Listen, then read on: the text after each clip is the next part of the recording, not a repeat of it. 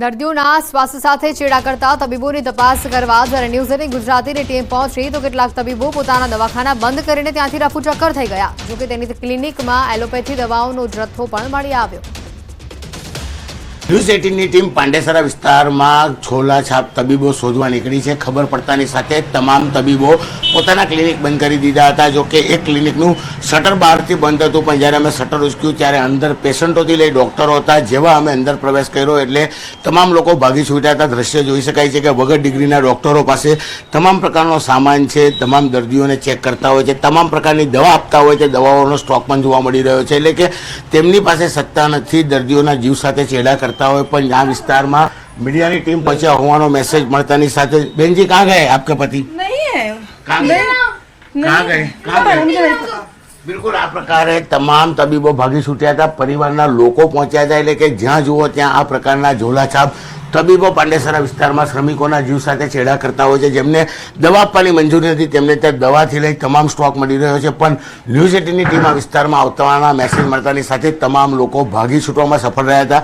એક દુકાનનું શટર ઉચકતા તેની અંદર તમામ વસ્તુ મળી આવી, પણ કેમેરો જોતાની સાથે તબીબો ભાગી છૂટ્યા હતા। એટલે કે આ પ્રકારે આ વિસ્તારમાં 100 કરતાં વધુ તબીબો છે। પોલીસે કાર્યવાહી કરી, પણ માત્ર 24 કલાકમાં આ તમામ દવાખાનો ફરી એકવાર ધમધમતા જોવા મળ્યા।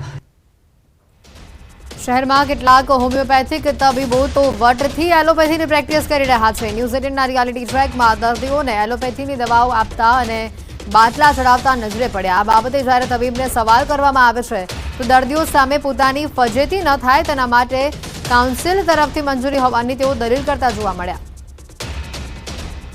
સુરતના પાંડેસરામાં વધુ એક ક્લિનિક આવ્યું છે, ત્યાં મોટા પ્રમાણમાં દર્દીઓ પહોંચ્યા છે। આ તમામ લોકો વિરુદ્ધ કાર્યવાહી કરવામાં આવી હતી ત્યારે દ્રશ્ય જોઈ શકાય છે કે તમામ દવાખાના જે ફરી એક વખત ધમધમતા શરૂ થઈ ગયા છે। તબીબો અંદર બેઠેલા છે અને દ્રશ્ય સીધા જોઈ શકાય છે।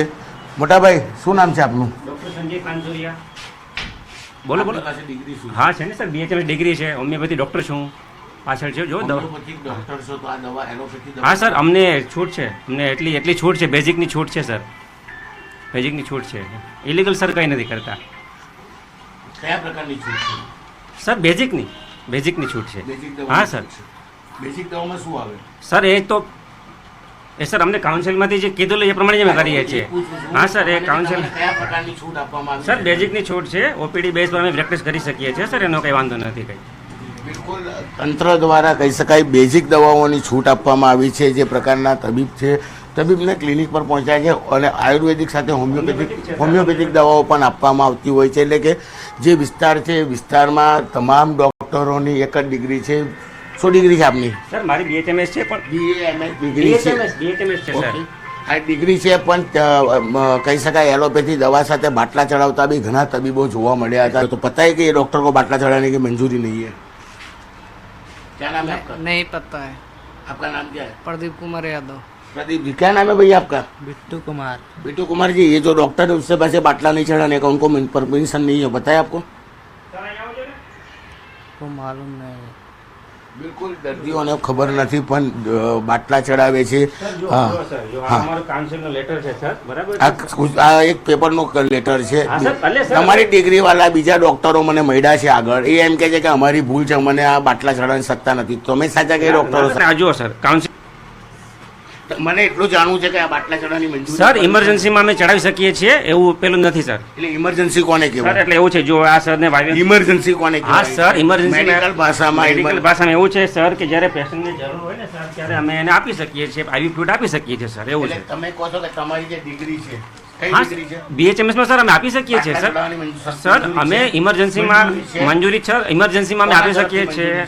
અમારી કાઉન્સિલનો સર લેટર છે, એમાં સર છે હોમિયોપેથી કાઉન્સિલમાં છે સર। તમે હોમિયોપેથિક છો કે એલોપેથી ડોક્ટર છે? પહેલા હોમિયોપેથિક ડોક્ટર છું। તો એલોપેથી દવાઓ બી તમારે ત્યાં છે? હા સર, એ તો એટલે હોમિયોપેથિક ડોક્ટર એલોપેથી દવા આપી શકે? હોમિયોપેથિક ડોક્ટર એલોપેથિક દવા આપી શકે? મને એ જવાબ આપો ખાલી। તો હોમિયોપેથિક ડોક્ટર એલોપેથી દવા આપવા સાથે બાટલા ચડાવવાની કાઉન્સિલે મંજૂરી આપ્યા હોવાની વાત કરે છે। સાચું શું તંત્ર તપાસ કરે તો આ પ્રકારના ઘણા બધા તબીબો આ વિસ્તારમાંથી લોકોના જીવ સાથે ચેડા કરતા જોવા મળશે। કેમેરામેન ભરત બ્રહ્મભટ્ટ સાથે કીર્તેશ પટેલ, ન્યૂઝ 18 ગુજરાતી, સુરત। ખૂબ જ મોટું અને ચોંકાવનારો આ કિસ્સો સુરત શહેરથી સામે આવ્યો છે. આ સમગ્ર મામલે ન્યૂઝ 18 પણ સવાલ કરી રહ્યું છે, કોની રહેમ નજર હેઠળ ધમધમે છે આવા દવાખાના?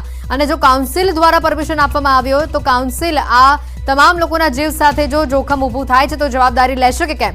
ફરી દવાખાના ખોલવાની મંજૂરી કોણે આપી? એકવાર દવાખાના બંધ કરાવવામાં આવ્યા હતા તો ફરી કેવી રીતે ખુલ્યા દવાખાના? દર્દીઓના સ્વાસ્થ્ય સાથે ચીડા જે રીતે થઈ રહ્યા છે ત્યારે તંત્ર કેમ મૌન સાધી રહ્યું છે? ઘણા આવા સવાલો ઊભા થઈ રહ્યા છે.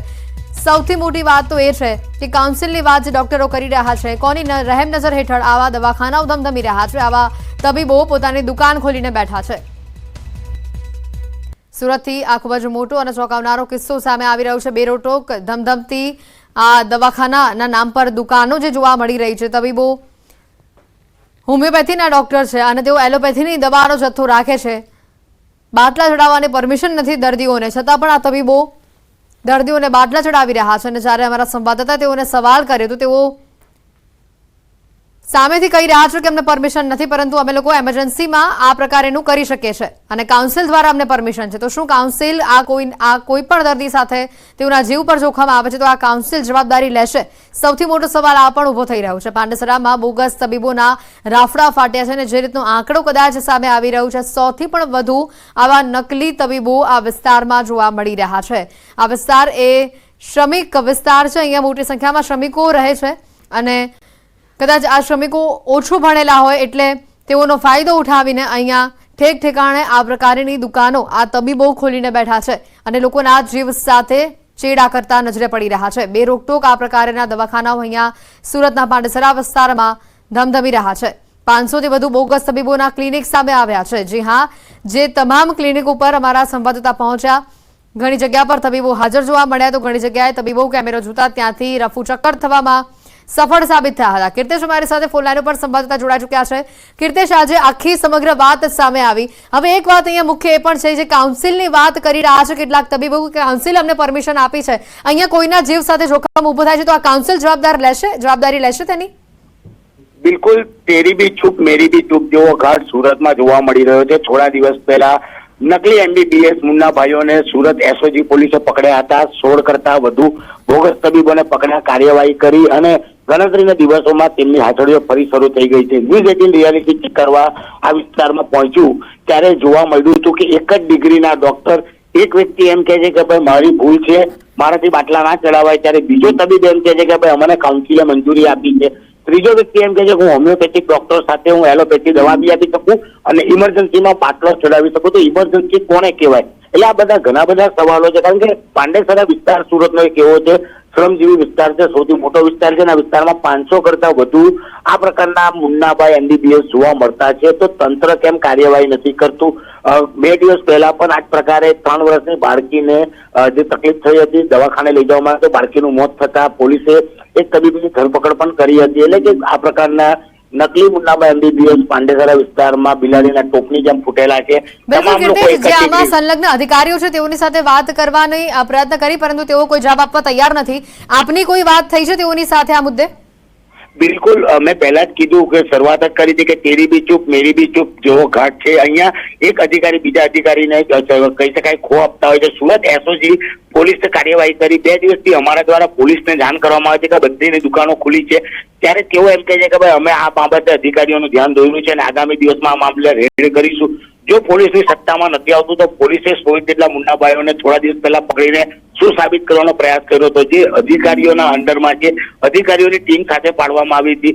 માત્ર તમામ જે મુન્નાભાઈઓ પકડાયા હતા અમે તેમની સાથે વાત કરી. તે લોકો એમ કહે છે કે અમને કાઉન્સિલ દ્વારા મંજૂરી આપવામાં આવી છે, અમે લોકો દવા આપી શકીએ, અમે બાટલો ઇમરજન્સીમાં ચડાવી શકીએ. એટલે કે ઇમરજન્સીનો મતલબ કયા પ્રકારે પ્રેઝન્ટ કરવામાં આવે છે.